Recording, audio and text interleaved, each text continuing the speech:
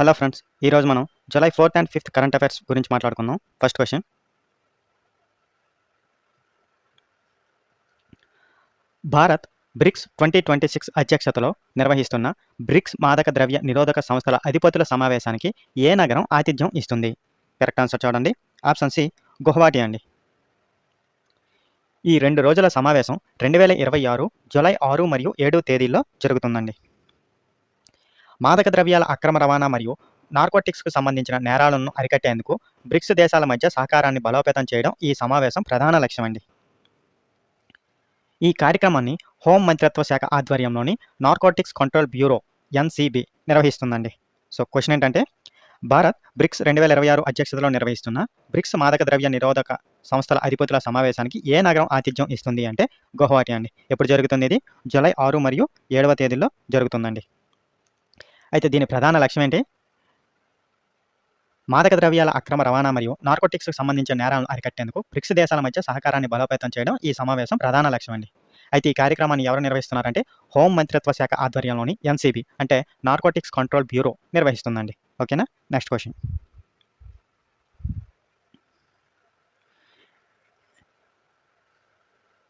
ఇటీవల మరణించిన ప్రముఖ పాండవాని జానపద గాయని మరియు పద్మ విభూషణ్ అవార్డు గ్రహీత ఎవరు? కరెక్ట్ ఆన్సర్ చూడండి. ఆప్షన్ ఏ తీజన్ బాయ్ అండి. ఆమె ఛత్తీస్గఢ్ రాష్ట్రంలోని గనియారి గ్రామానికి చెందినవారండి. పాండవాని ప్రదర్శన సమయంలో తంబూరా చేతిలో పట్టుకుని దానిని భీముడు గద లేదా అర్జునుడి విల్లులా వినూత్నంగా ఉపయోగించడం ఆమె ప్రత్యేకత అండి. ఆమెకు 1988లో పద్మశ్రీ, 2003లో పద్మభూషణ్, 2019లో పద్మ విభూషణ్, అలాగే 2018లో Japan Fukuoka arts and culture prize కూడా లభించాయండి. సో గుర్తుంచుకోవాలి. ఇటీవల మరణించిన ప్రముఖ ఏదండి పాండవాని జానపద గాయని మరియు పద్మ విభూషణ్ అవార్డు గ్రహీత ఎవరు అంటే కరెక్ట్ ఆన్సర్ తీజన్ బాయ్ అండి.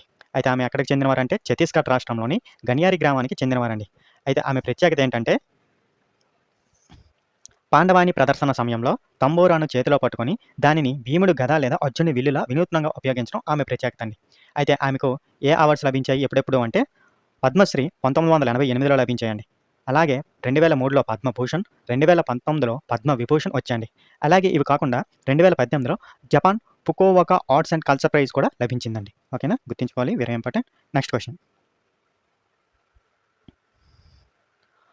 అల్లూరి సీతారామరాజు బ్రిటిష్ పాలనకు వ్యతిరేకంగా ఏ ఉద్యమానికి నాయకత్వం వహించినందుకు ప్రసిద్ధి చెందారు? కరెక్ట్ ఆన్సర్ చూడండి. ఆప్షన్ డి రంపా తిరుగుబాటు అండి. 1922-24 మధ్య జరిగిందండి ఇది. అయితే ఆయన ఏమని పిలుస్తారండి? మన్యం వీరుడు అని పిలుస్తారండి. దట్టమైన అడవుల్లో గెరిల్లా యుద్ధ పద్ధతులను సమర్థవంతంగా ఉపయోగించడం ఈ ఉద్యమం ప్రత్యేకత అండి. 1924 మే 7న బ్రిటిష్ కమాండర్ మేజర్ గూడాల్ ఆయన్ను పట్టుకొని చెట్టుకు కట్టి కాల్చి చంపాడండి. అయితే జూలై 4న ఆయన 129వ జయంతిని దేశవ్యాప్తంగా నిర్వహించారండి. సో గుర్తుంచుకోవాలి. అల్లూరి సీతారామరాజు బ్రిటిష్ పాలనకు వ్యతిరేకంగా ఏ ఉద్యమానికి నాయకత్వం వహించినందుకు ప్రసిద్ధి చెందారు అంటే రంపా తిరుగుబాటు అండి. ఎప్పుడు జరిగింది? అది 1922-24 మధ్య జరిగిందండి. అయితే ఆయన్ని ఏమని పిలుస్తారు? మన్యం వీరుడు అని కూడా పిలుస్తారండి. అయితే ఈ ఉద్యమం ప్రత్యేకత ఏంటంటే దట్టమైన అడవుల్లో గెరిల్లా యుద్ధ పద్ధతులను సమర్థవంతంగా ఉపయోగించడం ఈ ఉద్యమం ప్రత్యేకత అండి. అయితే ఆయన ఎప్పుడు మరణించాడంటే 1924 మే 7న ఎవరండి? బ్రిటిష్ కమాండర్ మేజర్ గూడాల్ ఆయన పట్టుకొని కాల్చి చంపాడండి. అయితే రీసెంట్గా జరిగిన జూలై 4న ఆయన జయంతిని రీసెంట్గా జరిగిన జూలై 4 ఆయన 129వ జయంతిని దేశవ్యాప్తంగా నిర్వహించారండి. ఓకేనా? నెక్స్ట్ క్వశ్చన్,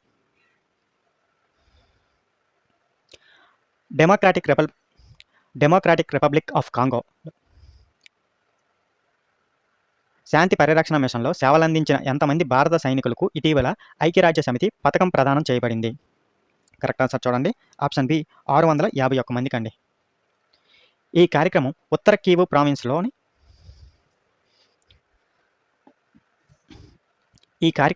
నార్త్ కివు ప్రావిన్స్లోని సాకే శాశ్వత ఆపరేటింగ్ బేస్లో జరిగిందండి. బ్రిగేడియర్ దినేష్ సింగ్ బీస్ట్ శాంతి పరిరక్షకులకు ఈ పథకాలను అందజేశారండి. సో క్వశ్చన్ ఏంటంటే ఏదండి కంట్రీ? డెమోక్రటిక్ రిపబ్లిక్ ఆఫ్ కాంగోలో శాంతి పరిరక్షణ మిషన్లో సేవలందించిన ఎంతమంది భారత సైనికులకు ఇటీవల ఐక్యరాజ్య సమితి పథకం ప్రదానం చేయబడింది అంటే మొత్తం 651 మందికి అండి. ఎక్కడ జరిగింది ఇది అంటే ఉత్తర కీవు ప్రావిన్స్‌లోని సాకే శాశ్వత ఆపరేటింగ్ బేస్‌లో జరిగిందండి. అయితే ఎవరు చేశారు ఈ పథకాలను అంటే బ్రిగేడియర్ దినేష్ సింగ్ బిస్ట్ శాంతి పరిరక్షకులకు ఈ పథకాలను అందజేశారండి. ఓకేనా?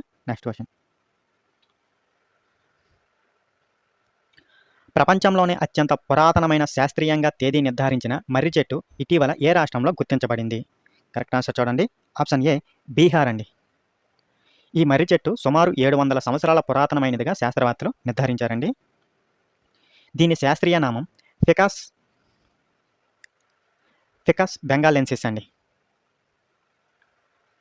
ఈ పరిశోధనను లక్నోలోని Birbal Sahni institute of palaeo sciences నిర్వహించిందండి.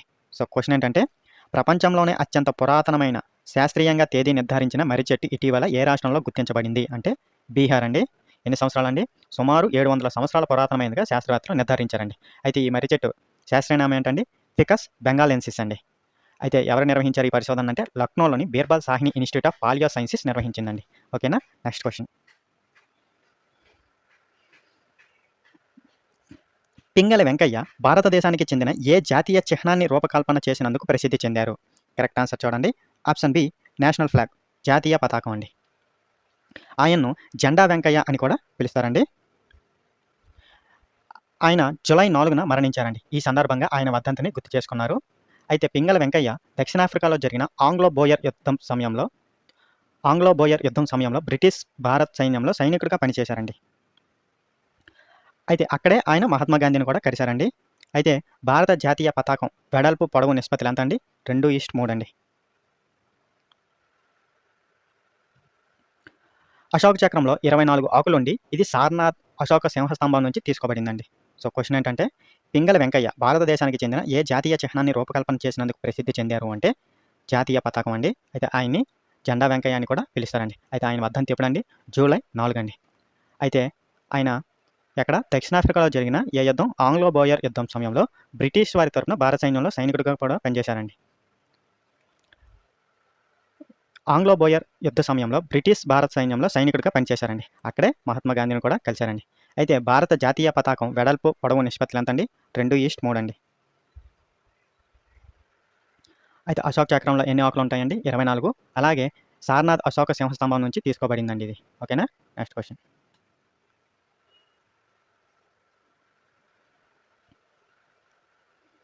భారతదేశపు తొలి గ్రీన్ఫీల్డ్ సమీకృత రిఫైనర్ కమ్ పెట్రోకెమికల్ కాంప్లెక్స్ను ఎక్కడ ప్రారంభించారు? కరెక్ట్ ఆన్సర్ చూడండి. ఆప్షన్ డి పచ్పత్ర బలోత్రా ఎక్కడున్నాయి? రాజస్థాన్ అండి. అయితే ఈ ప్రాజెక్టు మొత్తం పెట్టుబడి విలువ ఎంత అండి? 79,450 కోట్లకు పైగా ఉందండి. ఈ ప్రాజెక్టును హెచ్పిసిఎల్ రాజస్థాన్ రిఫైనరీ లిమిటెడ్ అభివృద్ధి చేస్తుందండి.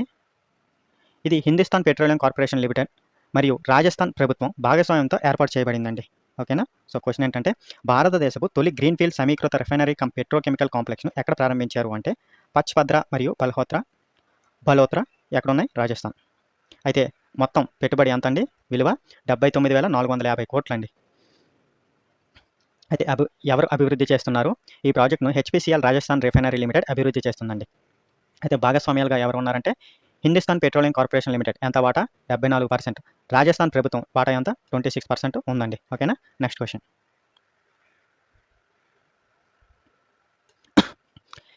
ఇటీవల భౌగోళిక సూచిక ట్యాగ్ పొందిన పశ్చిమ బెంగాల్కు చెందిన ప్రసిద్ధ మిఠాయి ఏది? కరెక్ట్ ఆన్సర్ చూడండి. ఆప్షన్ సి జల్భరా సందేశ్ అండి. ఈ మిఠాయిని 220 సంవత్సరాల క్రితం హుగ్లీ జిల్లాలోని చందన్ నగర్ పట్టణానికి చెందిన ప్రముఖ మిఠాయి తయారీదారు సూర్యకుమార్ మోదక్ రూపొందించారండి. భారతదేశంలో మొదటి జీఐ ట్యాగ్ 2004లో పశ్చిమ బెంగాల్కు చెందిన డార్జిలింగ్ టీకి లభించిందండి. సో ఇది కూడా గుర్తుంచుకోవాలి. ఇప్పుడు క్వశ్చన్ ఏంటంటే ఇటీవల భౌగోళిక సూచిక ట్యాగ్ పొందిన పశ్చిమ బెంగాల్కు చెందిన ప్రసిద్ధ మిఠాయి ఏది అంటే జల్భరా సందేశ్ అండి. అయితే ఎప్పుడండి?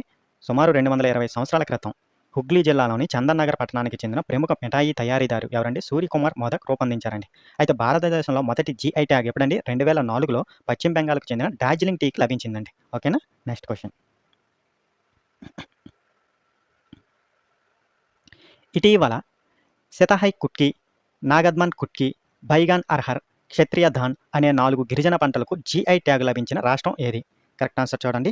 ఆప్షన్ ఏ మధ్యప్రదేశ్ అండి. సెతాహి కుట్కి సాంప్రదాయ లిటిల్ మిల్లెట్ రకం అండి అది. అలాగే నాగద్మన్ కుట్కి కూడా ప్రత్యేకమైన లిటిల్ మిల్లెట్ రకం అండి. బైగాని అర్హర్ అత్యంత పోషక విలువలు కలిగిన కందిపప్పు అండి. క్షత్రియ ధాన్ సుగంధభరితమైన వరి రకం అండి. సో గుర్తుంచుకోవాలి.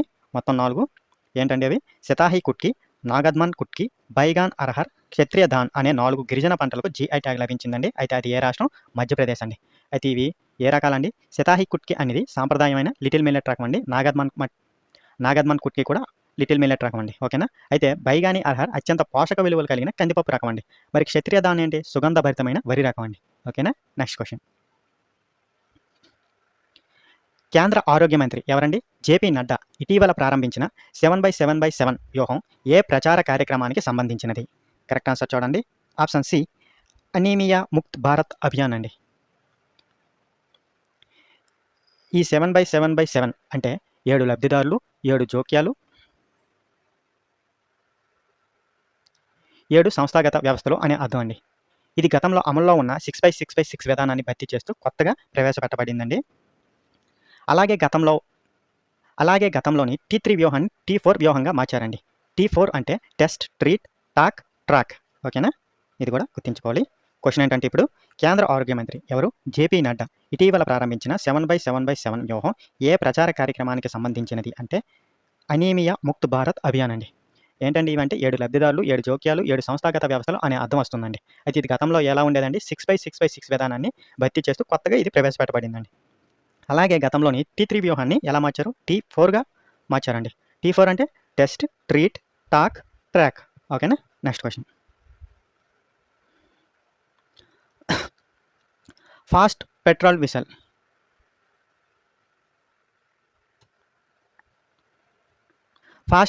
వెసెల్ శ్రేణిలో నిర్మించిన ఐసీజీఎస్ అక్సైను ఇటీవల భారత తీర రక్షక దళంలో ఏ రాష్ట్రంలో కమిషన్ చేశారు? కరెక్ట్ ఆన్సర్ చూడండి. ఆప్షన్ ఏ గోవా అండి. ఈ ఐసీజీఎస్ అక్సైను గోవాలోని వాస్కోడిగామాలో ఉన్న గోవా షిప్యార్డ్ లిమిటెడ్ భారత తీర రక్షక దళంలో కమిషన్ చేశారండి. ఓకేనా? ఈ నౌక గరిష్టంగా 23 నాట్స్ వేగంతో ప్రయాణించగలదండి. తీర ప్రాంత నిఘా, అక్రమ రవాణా నిరోధం, మత్స్య సంపద రక్షణ, అలాగే సెర్చ్ అండ్ రెస్క్యూ కార్యకలాపాల కోసం దీనిని వినియోగిస్తారండి. సో క్వశ్చన్ ఏంటంటే ఫాస్ట్ పెట్రోల్ వెసెల్ శ్రేణితో నిర్మించిన ఏదండి? ఐసీజీఎస్ అక్సైను ఇటీవల భారత తీర రక్షక దళంలో ఏ రాష్ట్రంలో కమిషన్ చేశారు అంటే గోవాలో అండి. అయితే ఈ ఐసీజీఎస్ అక్సైను గోవాలోని ఎక్కడ? వాస్కోడిగామాలో ఉన్న గోవా షిప్యార్డ్ లిమిటెడ్ భారత తీర రక్షక దళంలో కమిషన్ చేశారండి. ఇది ఫాస్ట్ పెట్రోల్ వెసెల్ శ్రేణిలో నిర్మించబడిందండి. అయితే ఈ నౌక గరిష్టంగా ఎంత వేగంతో ప్రయాణించగలదంటే 23 నాట్స్ అండి.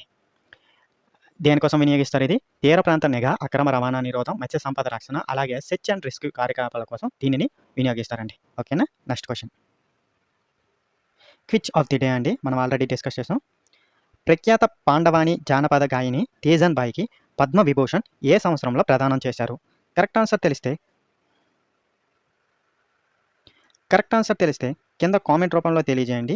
ఈ వీడియో ఉపయోగపడితే లైక్ చేయండి. ఇలాంటి కంటెంట్ కోసం ఈ ఛానల్ని సబ్స్క్రైబ్ చేయండి. Thank you for watching.